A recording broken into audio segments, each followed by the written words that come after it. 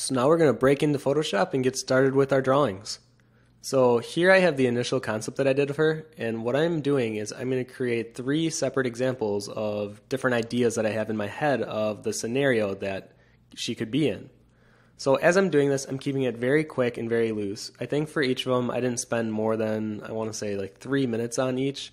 And pretty much what I'm trying to set up, and what I believe you should be setting up as well, is your character, have it be in a prominent pose and stance and something that you can see animated, and then give hints to where the background will be and how the background will pretty much intersect with the character.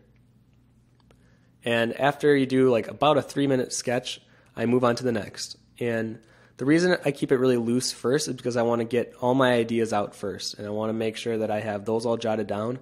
And then from after I have the 3 initially sketched out, that's when I'll go in later and I'll do some finer detailing on top of it.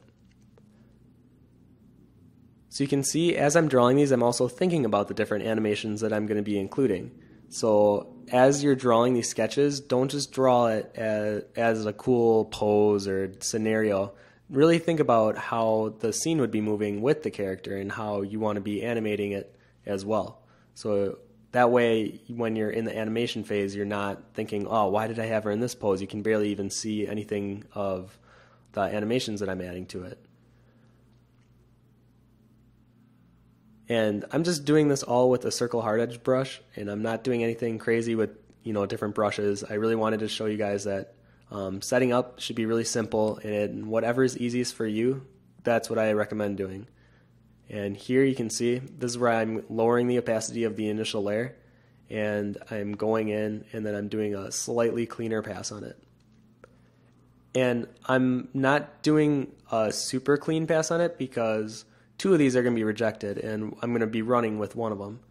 And the reason I want to do a little cleaner than the initial sketch is because I'm also working with someone else. I'm working with Dan, and I want to make sure as I show these to him and as we decide which one we want to go forward with, that he has a pretty clear understanding of what I'm seeing. So even though from my initial sketch I can probably have a good idea what it would look like finalized, I want to make sure that I'm showing him something that reads very well and very clear, and that way he can have a better understanding of what I'm thinking in my head. And also, by keeping it so simple, I can maybe, if he has an idea of what I should be adding or definitely do not add or take away from the scene, then this is the stage where I could be like, okay, let me just go in there, erase it really quick, and be done with it and move on. And I'm going to be doing this for each of them. So, and the reason I keep moving the original concept art is because I'm just looking at the different accessories that the character has on and her hair, trying to get a good feel for the character, and then putting that original concept that I did into this mini scene that I have on the right or on the left.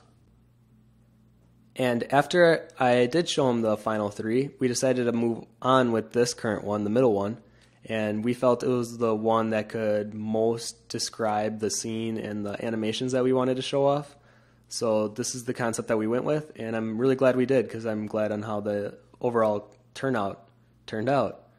And I'm keeping things very loose, and I'm not drawing like proportion lines, or I'm not worrying about anatomy so much as I'm trying to get the gesture of the character and the scene down. That's something important to remember because I think people focus too much on making it look perfect right away, where you want to keep your line work very loose and keep that fluid movement throughout your drawing, because if it's very stiff and rigid at the very beginning, it's only going to become more stiff as you go on. So if you keep your line work very loose and almost playful, then it'll read in the scene and it'll almost make the scene a little more alive as well.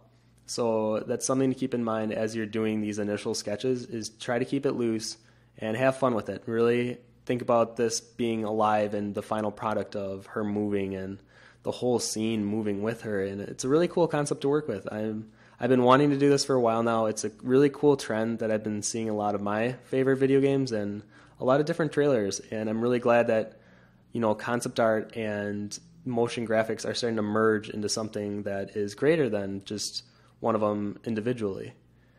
And I also wanted this course to showcase that something that may appear very difficult to complete, like an animated splash screen, can be done if you just break it down into simple steps and put the time and effort into it that it deserves. And this is my first time doing one of these as well. So I really did my research on it, and I really tried to figure out, okay, what do I need to do to make this happen? And you can see the different steps that I take, and I will make mistakes, especially when I did the environment. There were things that I didn't like at first, but if you work through them and push through the struggles, then you'll end up with something that you're very proud of, and it's a learning experience. So don't be intimidated. Go for it. And as you can see here, back to the drawing, I'm adding a quick silhouette to the character to separate it from the environment a little bit more, and to make sure that Dan knew exactly where the character ended and where the environment began. So in the next video, I'm going to take you through the full character time lapse in which I will color and render her.